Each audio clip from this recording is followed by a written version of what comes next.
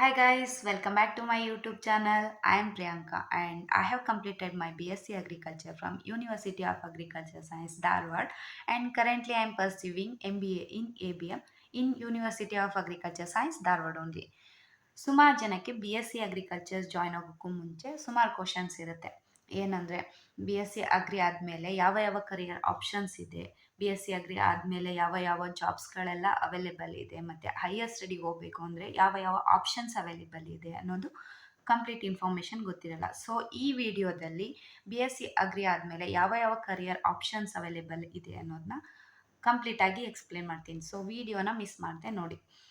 B S C agri ಆದಮೇಲೆ ಸುಮಾರು ಜನಕ್ಕೆ ಗೌರ್ಮೆಂಟ್ ಜಾಬ್ನ ಜಾಯ್ನ್ ಆಗಬೇಕು ಅನ್ನೋದು ಇಂಟ್ರೆಸ್ಟ್ ಇರುತ್ತೆ. ಸೊ ಗೌರ್ಮೆಂಟ್ ಜಾಬ್ಸ್ ಯಾವ್ಯಾವುದು ಅವೈಲೇಬಲ್ ಇದೆ ಅನ್ನೋದನ್ನು ಎಕ್ಸ್ಪ್ಲೇನ್ ಮಾಡ್ತೀನಿ. ಮೊದಲನೇದಾಗಿ ಬಂದರೆ ಸೆಂಟ್ರಲ್ ಗೌರ್ಮೆಂಟ್ ಜಾಬಲ್ಲಿ ಟಾಪಲ್ಲಿ ಬರುವಂಥದ್ದು ಯು ಪಿ ಎಸ್ ಸಿ ಎಕ್ಸಾಮ್ಸ್ನ ಬರೆಯೋದಕ್ಕೆ ಎಲ್ಲ B S C agriculture graduates eligible ಇರ್ತಾರೆ. ಜೊತೆಗೆ ಐ ಎಫ್ ಎಸ್ ಅಂದರೆ ಇಂಡಿಯನ್ ಫಾರೆಸ್ಟ್ ಸರ್ವಿಸ್, ಇದನ್ನು ಫಾರೆಸ್ಟಿಯವ್ರು ಅಷ್ಟೇ ಅಲ್ಲದೆ B S C agriculture graduates ಕೂಡ ಬರಿಬೋದು. ಅದಾದಮೇಲೆ ನಬಾರ್ಡ್ ಗ್ರೇಡ್ ಎ ಮತ್ತು ಗ್ರೇಡ್ ಬಿ ಜಾಬ್ಸ್ಗಳಿಗೂ ಕೂಡ ಬಿ ಎಸ್ ಸಿ ಅಗ್ರಿಕಲ್ಚರ್ ಮಾಡಿದವರು ಎಲಿಜಿಬಲ್ ಇರ್ತಾರೆ. ಅದಾದಮೇಲೆ ಬರೋವಂಥದ್ದು ಬ್ಯಾಂಕಿಂಗ್ ಸೆಕ್ಟರ್. ನೀವು ಬ್ಯಾಂಕಿಂಗ್ ಸೆಕ್ಟರ್ಗೆ ಹೋಗುವಂಥ ಇಂಟ್ರೆಸ್ಟ್ ಇದ್ದರೆ ಐ ಬಿ ಪಿ ಎಸ್ ಎಕ್ಸಾಮ್ನ ಬರಿಬೇಕು.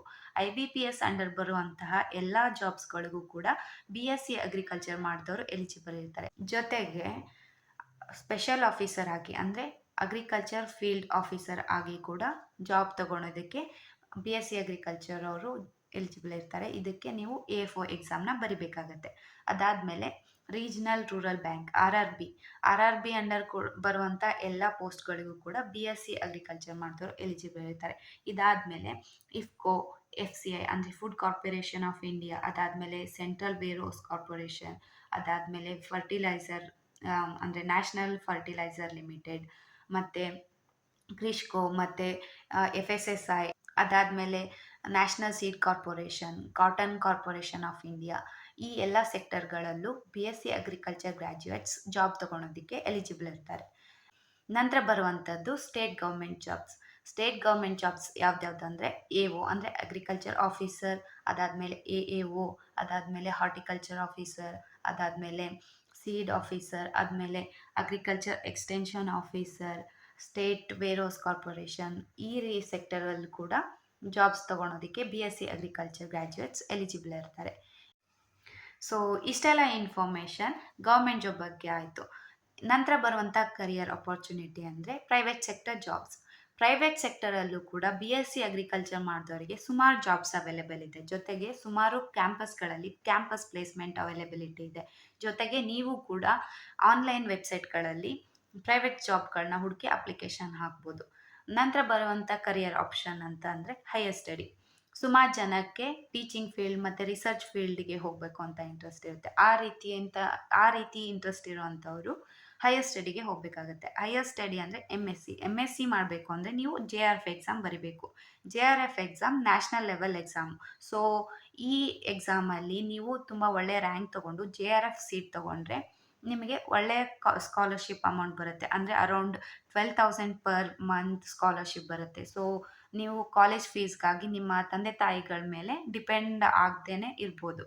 ಸೊ ಎಮ್ ಎಸ್ ಸಿ ಮಾಡೋದಕ್ಕೆ ಇಂಟ್ರೆಸ್ಟ್ ಇರೋರು ಜೆ ಆರ್ ಎಫ್ ಸೀಟ್ನ ಏಮ್ ಮಾಡಿ ಅಂತ ಹೇಳೋಕ್ಕೆ ಇಷ್ಟಪಡ್ತೀನಿ. ಸೊ ನಿಮಗೆ ಹೈಯರ್ ಸ್ಟಡಿನ ಇಂಡಿಯಾದಲ್ಲಿ ಮಾಡೋಕ್ಕೆ ಇಂಟ್ರೆಸ್ಟ್ ಇಲ್ಲ, ಅಬ್ರಾಡಲ್ಲಿ ಮಾಡೋದಕ್ಕೆ ಇಂಟ್ರೆಸ್ಟ್ ಇದೆ ಅಂತ ಹೇಳಿದ್ರೆ ಜಿ ಆರ್ ಇ ಅಥವಾ ಟೊಫೆಲ್ ಅಥವಾ ಐ ಎಲ್ಸ್ ಎಕ್ಸಾಮ್, ಈ ಮೂರಲ್ಲಿ ಯಾವುದಾದ್ರೂ ಒಂದು ಎಕ್ಸಾಮ್ನ ಕ್ಲಿಯರ್ ಮಾಡಿಕೊಂಡು ಹೈಯರ್ ಸ್ಟಡಿನ ಅಬ್ರಾಡಲ್ಲೂ ಕೂಡ ಮಾಡ್ಬೋದು. ಸುಮಾರು ಜನಕ್ಕೆ ಬಿಸ್ನೆಸ್ಸಲ್ಲಿ, ಸ್ಟಾರ್ಟಪ್ಪಲ್ಲಿ ಮತ್ತು ಆಂಟ್ರಪ್ರಿನರ್ಶಿಪ್ಪಲ್ಲಿ ಇಂಟ್ರೆಸ್ಟ್ ಇರುತ್ತೆ. ಆ ರೀತಿ ಇಂಟ್ರೆಸ್ಟ್ ಇರೋವಂಥವ್ರಿಗೂ ಕೂಡ ಬಿ ಎಸ್ ಸಿ ಅಗ್ರಿಕಲ್ಚರ್ ಮಾಡೋದ್ರಿಂದ ತುಂಬ ಒಳ್ಳೆ ಅಪಾರ್ಚುನಿಟೀಸ್ ಅವೈಲೇಬಲ್ ಇರುತ್ತೆ. ಅಂದರೆ ನೀವು ಮುಂದೆ ಏನಾದರೂ ಅಗ್ರಿ ರಿಲೇಟೆಡ್ ಯಾವುದಾದ್ರೂ ಇಂಡಸ್ಟ್ರೀಸ್ ಓಪನ್ ಮಾಡಬೇಕು ಅಂದರೆ like pesticide, insecticide, fertilisers industry open ಮಾಡಬೇಕು ಅಂದರೆ ನಿಮಗೆ ಲೈಸೆನ್ಸ್ ಅವಶ್ಯಕತೆ ಇರುತ್ತೆ. So B S C agriculture ಮಾಡೋದ್ರಿಂದ ನಿಮಗೆ ಈ ಲೈಸೆನ್ಸ್ ಸಿಗುತ್ತೆ. ಮತ್ತು ನಿಮ್ಮ ಸ್ಟಾರ್ಟಪ್ ಐಡಿಯಾಸ್ ತುಂಬ ಚೆನ್ನಾಗಿ ಇದ್ದರೆ ಸುಮಾರು ಸ್ಕೀಮ್ ಅಂಡರ್ ಅಂದರೆ RKVY, Raftaar schemes under initial funding ಕೂಡ ಸಿಗುತ್ತೆ. ಜೊತೆಗೆ ಸುಮಾರು ಸ್ಟೇಟ್ ಅಗ್ರಿಕಲ್ಚರ್ ಯೂನಿವರ್ಸಿಟೀಸಲ್ಲಿ ಇನ್ಕ್ಯುಬೇಷನ್ ಸೆಂಟರ್ಸ್ ಇರುತ್ತೆ. ಸೊ ನಿಮ್ಮ ಸ್ಟಾರ್ಟಪ್ ಐಡಿಯಾ ತುಂಬ ಚೆನ್ನಾಗಿದ್ರೆ ಈ ಇನ್ಕ್ಯುಬೇಷನ್ ಸೆಂಟರ್ಸ್ಗಳು ನಿಮಗೆ ಸಪೋರ್ಟ್ ಮಾಡುತ್ತೆ. ಸೊ ಸೊ ಇಷ್ಟೆಲ್ಲ ಬಿಟ್ಟು ನಿಮಗೆ ಮ್ಯಾನೇಜ್ಮೆಂಟ್ ಫೀಲ್ಡಿಗೆ ಹೋಗಬೇಕು ಅಥವಾ ಕಾರ್ಪೊರೇಟ್ ಲೈಫ್ಗೆ ಎಂಟರ್ ಆಗಬೇಕು ಅಥವಾ ಪ್ರೈವೇಟ್ ಜಾಬ್ಸಲ್ಲೇ ತುಂಬ ಒಳ್ಳೆಯ ಜಾಬ್ಸ್ನ ತಗೋಬೇಕು ಅನ್ನೋಂತಹ ಇಂಟ್ರೆಸ್ಟ್ ಇದ್ದರೆ ನೀವು MBA ಮಾಡಬೇಕಾಗತ್ತೆ. MBAಗೆ ಮೇನ್ ಆಗಿ ಕ್ಯಾಟ್ ಎಕ್ಸಾಮ್ ಬರೀಬೇಕು. ಮತ್ತು MBAಯಲ್ಲೂ ಕೂಡ ನಾನ್ ಇಂಜಿನಿಯರಿಂಗ್ ಕ್ಯಾಂಡಿಡೇಟ್ಸ್ಗೆ ತುಂಬ ಸ್ಕೋಪ್ ಇದೆ. ಸೊ MBAಗೆ ನಿಮ್ಮ ಪ್ರೊಫೈಲ್ನ ಯಾವ ರೀತಿ ಬಿಲ್ಡಪ್ ಮಾಡ್ಕೋಬೇಕು ಮತ್ತು ಕ್ಯಾಟ್ ಎಕ್ಸಾಮ್ಗೆ ಹೇಗೆ ಪ್ರಿಪೇರ್ ಆಗಬೇಕು ಅನ್ನೋದನ್ನ ನೆಕ್ಸ್ಟ್ ವೀಡಿಯೋದಲ್ಲಿ ಹೇಳ್ತೀನಿ. ಸೊ ನೆಕ್ಸ್ಟ್ ವೀಡಿಯೋನ ತಪ್ಪದೆ ನೋಡಿ. Thank you for watching. ಈ ಕಂಟೆಂಟ್ ನಿಮಗೆ ಇಷ್ಟ ಆದರೆ ನಿಮ್ಮ ಫ್ರೆಂಡ್ಸ್ಗೂ ಶೇರ್ ಮಾಡಿ, ಜೊತೆಗೆ ನಮ್ಮ ಚಾನಲ್ಗೆ ಸಬ್ಸ್ಕ್ರೈಬ್ ಮಾಡಿ. Thank you. Bye bye.